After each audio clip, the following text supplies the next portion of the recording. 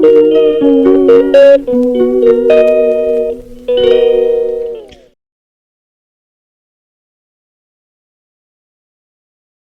है मेरा ब्लॉगिंग का 10 डेज़ और ये वीडियो थोड़ा सा लंबा होने वाला है, तो आप ये लोग ये पूरा वीडियो देखिएगा ज़रूर। और मुझे ये सलाह चाहिए कि मैं क्या करूं। मैंने तो लव मैरिज की, ठीक है। मैंने सबसे बदनामी सह के लव मैरिज की, और मेरे माँ पापा को, जैसा कि आप लोग को पता है कि 5 साल से वो लोग बात नहीं कर रहे हैं। तो वो लोग बात तो नहीं कर रहे हैं, लेकिन मेरे हस्बैंड जो है, मेरे जो घर में फैमिली है, जो सास ससुर है, वो सब उन लोगों की वजह से पता नहीं, उन लोग कुछ भी बोलते हैं तो मेरे शरीर में जैसे कि आग लग जाता है। पता नहीं ऐसा क्यों होता है, लेकिन होता है। पूरा मतलब मैं गुस्से से तिलमिला जाती हूँ। जब कोई मुझसे तेज़ आवाज़ में बात करता है तो मैं पूरा गुस्सा हो जाती हूँ। आखिर ऐसा क्यों होता है? अगर कोई लड़की जब कोई लड़की को जीते जी अगर नर्क देखना होता है, तो वो शादी करके ससुराल में बस जाए, वो उसको जीते जी नर्क का दर्शन हो जाता है। और वो हर एक शादीशुदा लड़की से पूछेगा कि अगर आपको नर्क नर्क में भेजा जाए तो आपको सबसे उस जगह कौन सा लगेगा, तो वो है आपका ससुराल। आप लोग विश्वास नहीं करेंगे, लेकिन जब से मेरी बड़ी बेटी हुई है, मेरी बड़ी बेटी मतलब सिद्धू जो हुई है, जब से तब से मैं और मेरे हस्बैंड एक साथ नहीं रहते। घर एक है, लेकिन हम लोग एक साथ नहीं रहते हैं। हम लोग अलग अलग रहते हैं, बिल्कुल जैसे अजनबियों की तरह। एक छत के नीचे रहते हैं, लेकिन एक जैसे नहीं रहते। बस जब कोई बात करनी हो या फिर कुछ भी करनी हो, तो मुझे किसी किससे करूं, मुझे ये समझ में नहीं आता है। मुझे अपने दिल की बात करने के लिए वीडियो बनाने की ज़रूरत पड़ी है। आखिर मेरे पास कोई भी नहीं है ऐसा जिससे मैं अपने दिल की बात शेयर कर सकूं। कोई भी नहीं है। मेरे माँ पापा तो मुझसे बात नहीं करते, तो उनसे भी तो मैं अपने दिल की बात नहीं कर सकती। हर किसी से दिल की बात करना अच्छा नहीं है, इसलिए मैंने रास्ता चुना कि चलो मैं खुद से ही बात करूँगी और कैमरे के सामने बात करूँगी। जिसको भी अच्छा लगेगा, जिसको भी मेरी ये दर्द भरी कहानी अच्छी लगेगी, वो ज़रूर सुनेगा। आखिर क्यों?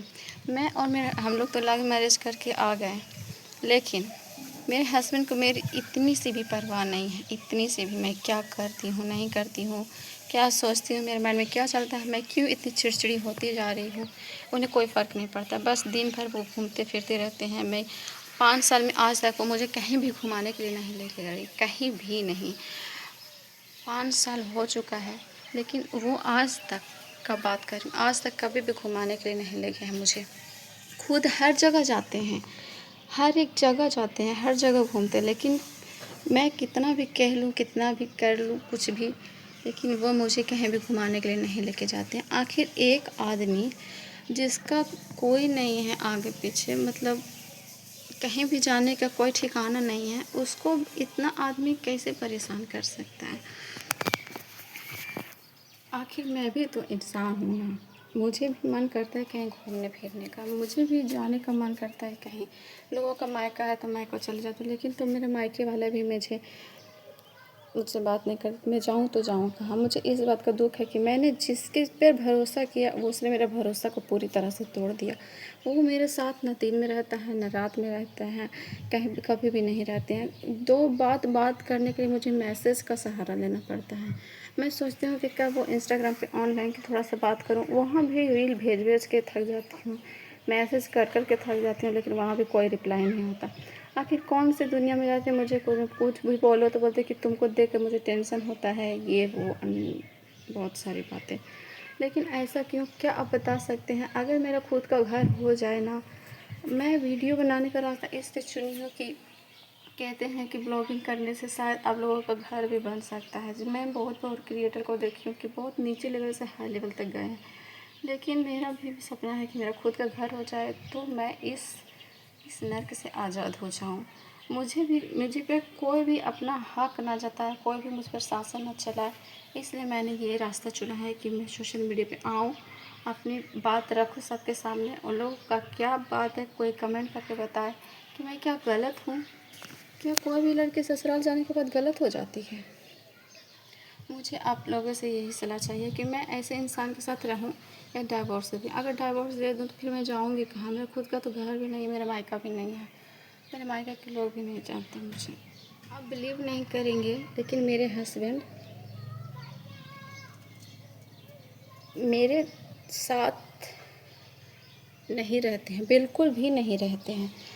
एक कमरे में कभी नहीं आ सकते हैं। बस खाना खाएं, अपने दोस्तों के साथ चल के बाहर सोने। एक हम लोग का टेंट का सामान रखा था, टेंट का बिज़नेस करें तो हैं मेरे हस्बैंड, तो वहाँ पे एक बड़ा सा हॉल है, वहीं जाके सोते हैं। लेकिन घर में कोई लव मैरिज करके बीवी लाता है, शादी करता है, लेकिन वो अपनी बीवी के पास एक मिनट नहीं हटता है। लेकिन मेरे हस्बैंड के केस में उल्टा है।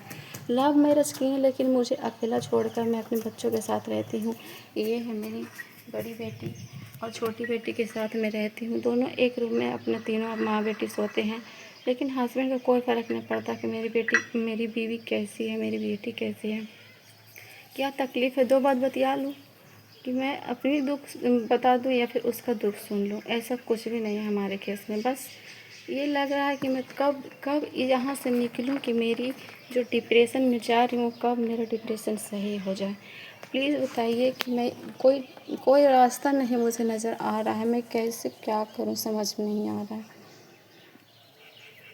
मैं डाइवोर्स लेने का सोच रही हूँ, लेकिन डाइवोर्स लेकर जाऊँगी कैसे, कहाँ जाऊँगी। मेरा खुद का घर नहीं है। काश मेरा ये वीडियो चल जाए तो शायद मेरा खुद का घर बनाने का सोचूं। रेंट के रूम में मैं रहना चाहती हूँ, लेकिन रेंट के लिए मेरे पास पैसे नहीं हैं। मेरे बच्चे का एडमिशन कराना है, उसके लिए मेरे पास पैसे नहीं हैं। मेरी बेटी धीरे धीरे बड़ा हो रही है, उसको स्कूल में एडमिशन करवाना है। उसकी हर एक छोटी बड़ी चीज़ के लिए मुझे सोचना पड़ता है कि मैं अपनी बेटी का खर्चा कैसे चलाऊँगी। आप लोगों को मेरी ये स्टोरी अच्छी लगी हो तो ज़्यादा से ज़्यादा लाइक शेयर सब्सक्राइब करें। और मैं चाहती हूँ कि मेरे 1 महीने के अंदर 50 से 1 लाख या फिर 1 मिलियन सब्सक्राइबर बढ़ जाएं। ये मेरी अंदर की ख्वाहिश है। मेरी जो मेहनत है वो रंग लाए, वरना मैं क्या करूँ, मुझे कुछ समझ में नहीं आ रहा है। छोटी छोटी बात पर सास बोलती है कि